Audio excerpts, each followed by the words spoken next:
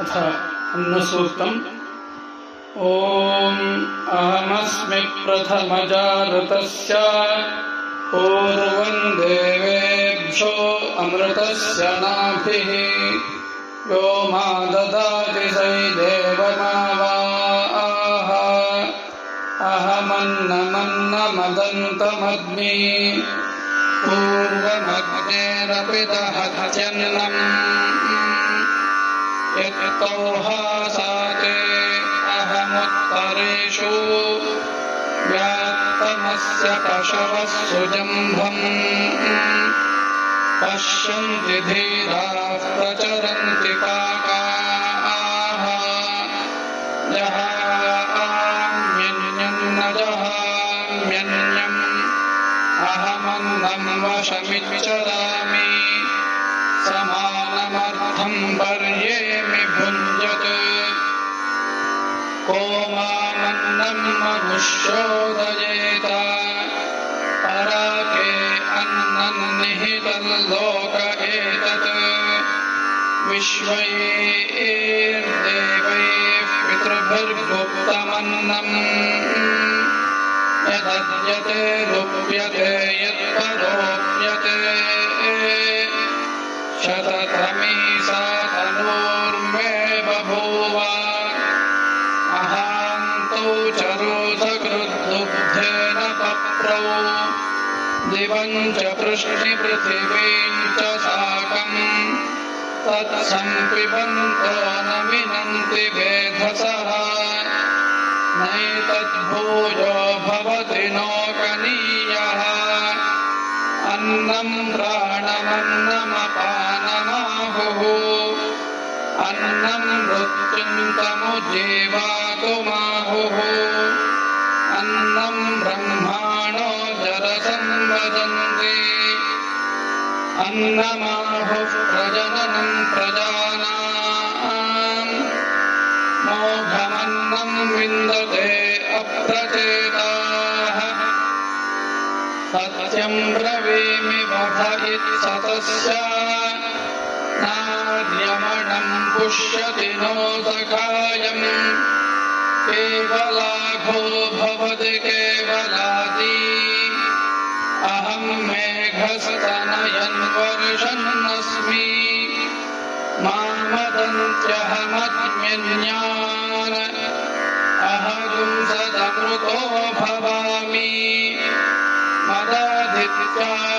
अधि सर्वे तपन्ति ॐ सहना भवतु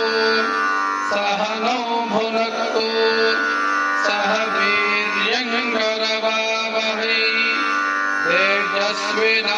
तेजस्विनावधीतमस्तु मा विद्विषावहै ॐ शान्तिः शान्तिः शान्तिः। अन्नाद्वै प्रजाः प्रजायन्ते याः काश्च पृथिवीगुश्रिताः अथो अन्नेनैव जीवन्ति अथैन तपयन्त्यन्ततः अन्नगुं हि भूतानां ज्येष्ठम्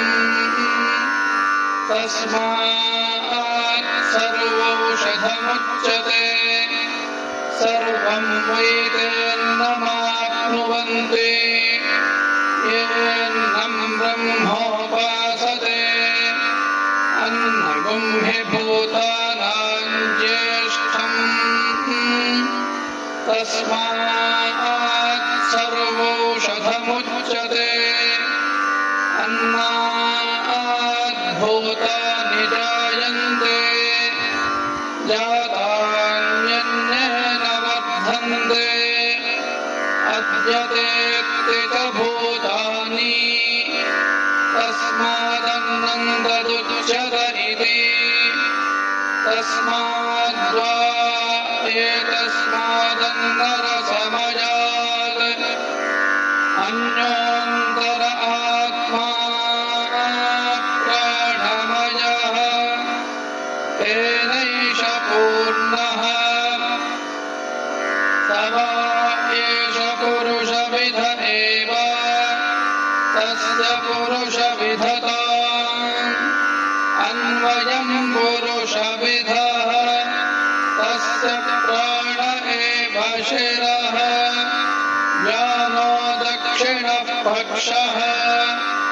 अपान उत्तरः पक्षः आकाश आत्मा पृथिवी पुच्छं प्रतिष्ठा तदप्येष श्लोको भवति अन्नं ब्रह्मेति व्यजानात् अन्नाद्येव खल्विमानि भूतानि जायन्ते अन्नेन जातानि जीवन्ति अन्नं प्रयन्त्यभिसंविशन्तीति तद्विज्ञाय पुनरेव वरुणं पितरमुपससार अधीहि भगवो ब्रह्मेति तगुंहोवाच तपसा ब्रह्म विजिज्ञासस्व तपो ब्रह्मेति स तपोतप्यत स तपस्तप्त्वा अन्ननिन्द्यात् तद्व्रतम् प्राणो वा अन्नम् शरीरमन्नादम् प्राणे शरीरं प्रतिष्ठितम् शरीरे प्राणः प्रतिष्ठितः तदेतदन्नमन्ये प्रतिष्ठितम् स य एतदन्नमन्ये प्रतिष्ठितं वेद प्रतिष्ठति अन्नवानन्नादो भवति महान् भवति प्रजया पशुभिर्ब्रह्मवर्चसेन महान् कीर्त्या अन्नं न परिचक्षीत तद्व्रतम् आपो वा अन्नं ज्योतिरन्नादम् अप्सु ज्योतिः प्रतिष्ठितम् ज्योतिष्शापः प्रतिष्ठिताः तदेतदन्नमन्ये प्रतिष्ठितम् स य एतदन्नमन्ये प्रतिष्ठितं वेद प्रतिष्ठति अन्नवानन्नादो भवति महान् भवति प्रजया पशुभिर्ब्रह्मवर्चसेन महान् कीर्त्या अन्नं बहुकुर्वीत तद्व्रतम् पृथिवी वा अन्नम्